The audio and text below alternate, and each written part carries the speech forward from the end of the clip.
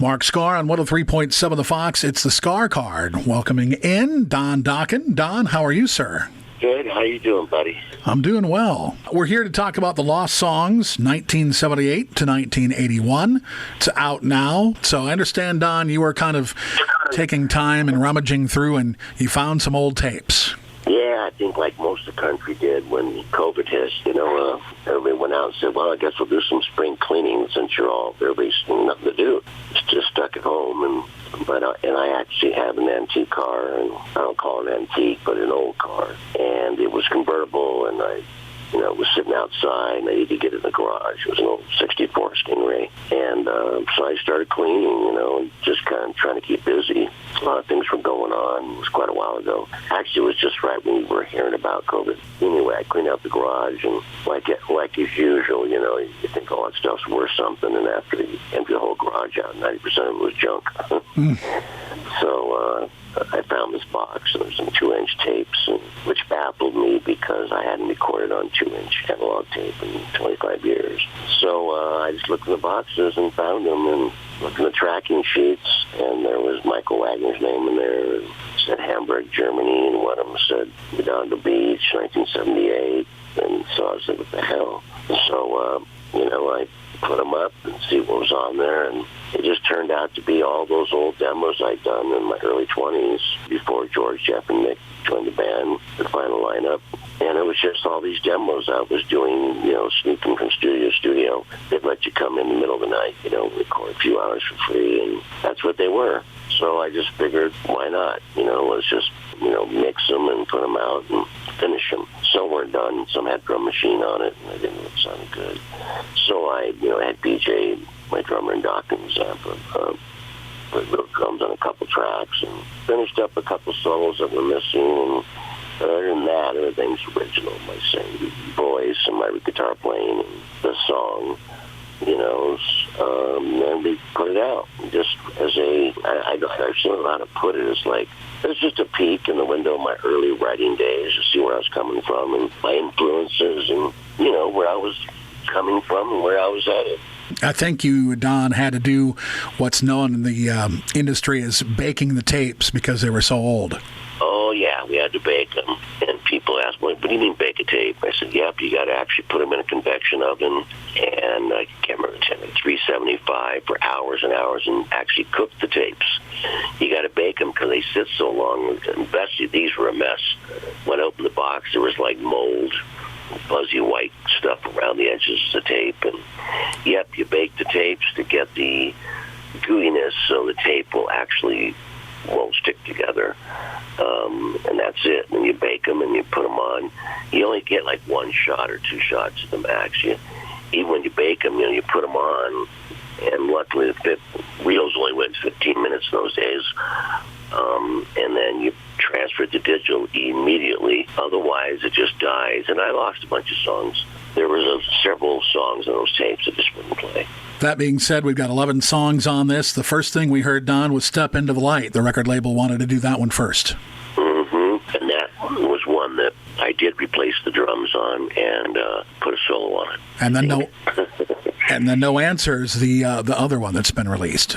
Oh, wow. And that's a pretty cool song, pretty heavy. And there's a couple things on here that wound up on records, songs that people would know. Felony would be one of them. Right, a different version, but I guess I rewrote that song 4 or 5 times, recorded it 4 or 5 times before I put it out there. And this is the original version. Talking with Don Dokken. I also understand that you have been thinking about new stuff. You've got songs left over from Broken Bones, which was released in 2012. Yeah, it's been a long time since we did a studio album, and I wasn't sure I was even going to do another one.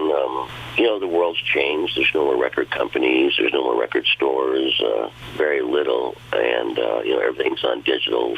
Everything's on the internet. Everything's on iTunes. And, it gets frustrating when you work your butt off on an album for months and months or a year, and you put it out, and 4 days later it's on free download. So So I was frustrated about that. I mean, I think when Lars Ulrich went to Congress and protested and tried to explain to the government that this Napster type of mentality had to stop or it would kill the record business, and they didn't really listen to him, and he was totally right. 6 or 7 songs, I understand, are left over from the session? Yeah. When I write an album, I always overwrite.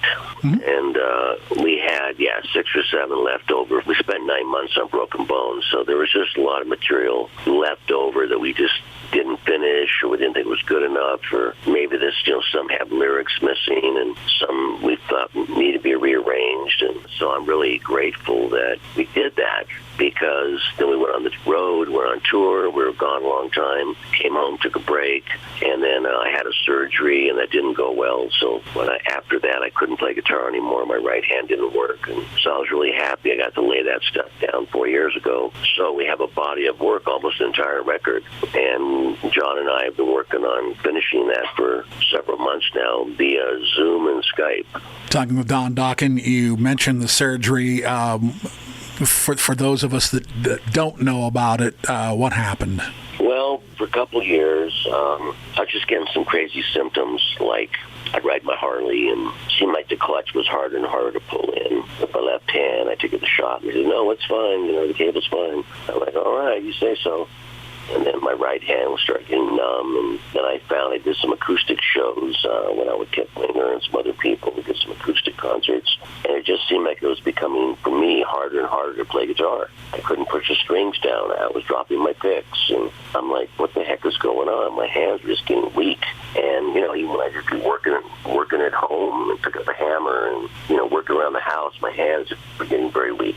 So I went to a doctor and said my hands are acting up, and they probably said, well, you've been playing guitar 50 years, so it's probably carpal tunnel, and that's no big. We can fix that, So they said, but just in case, we'll just get an MRI of your spine and everything and make sure everything's okay. And they took an X-ray, and they said, well, unfortunately, your neck, at 5, 6, and 7, your spinal cord's compressed, and you're losing blood flow into your extremities, your hands, and you have to fix it, right away. If you don't fix it, eventually you'll lose the use of your hands, and the nerves will die, and that'll be that. So I went to a specialist, thought it was the best guy. Supposedly he was highly recommended, and went to L.A. to Cedars-Sinai and had the operation, came out of it, and both my hands didn't move. They're just paralyzed. So I got the left one back, but it's still weak. And the right one, my whole arm was didn't move from my shoulder down. It didn't move at all. And it's been 8 months, and it's a little pressing. It's been 8 months, and my arm still is pretty much useless. So it's the way it goes. I probably would have been better if I went to the front. Most times you have this surgery that goes to the front of your neck, but they said since you're a singer, we don't want to go in there and take the chance of damaging your vocal cords, so we're going to go to the back. And that's a lot more invasive, and it's harder. So we have a specialist, and so they cut me from my skull all the way down the middle of my back, opened me up, and somebody screwed up during that 5.5-hour surgery. They cut something. Nobody seems to know what they cut, but whatever they cut, I woke up and my arm was paralyzed. And I would imagine you've done a lot of physical therapy in the meantime as well. Oh, God. 2 times a week and at home. But it hasn't been very productive because lifting weights, trying to get my muscle strength back, finger exercises, but the fingers don't move. And my arm has no muscles in the right. It's all completely shrunken up. And it's not helping. It was ironic that John Levin, who's plays in Dokken for 20 years now, he had a similar surgery about right after Broken Bones. That's why we took a long break. And he had a similar surgery on his arm. And his arm also was completely, he couldn't play guitar. But eventually his came back. He still got problems. So he had the same kind of a problem, and he couldn't play for a long time. It's frustrating, when a lot of people, you get older and things happen, They kept asking me, did you get in a motorcycle accident? Nope. Car rear-ended? Nope. What happened? Your spine's all crushed. And I go, I don't know. So it is what it is, and I have to accept it, and I'm hoping that they say it could come back in a year or so, and let's keep our fingers crossed. Yes, sir.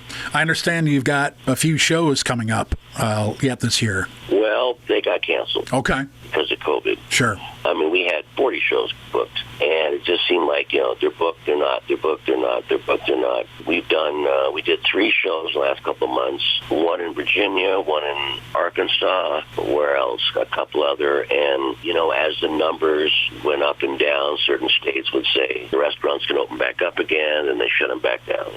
So after these last 2 shows that were coming up in 3 weeks, got canceled again. Not canceled, but postponed. I just said, I'm done. I'm just going to stay home. Let's all just stay home and finish a new studio album for next summer, 2021, because I got a feeling everybody and their mother is going to be on tour next year because there's nobody touring.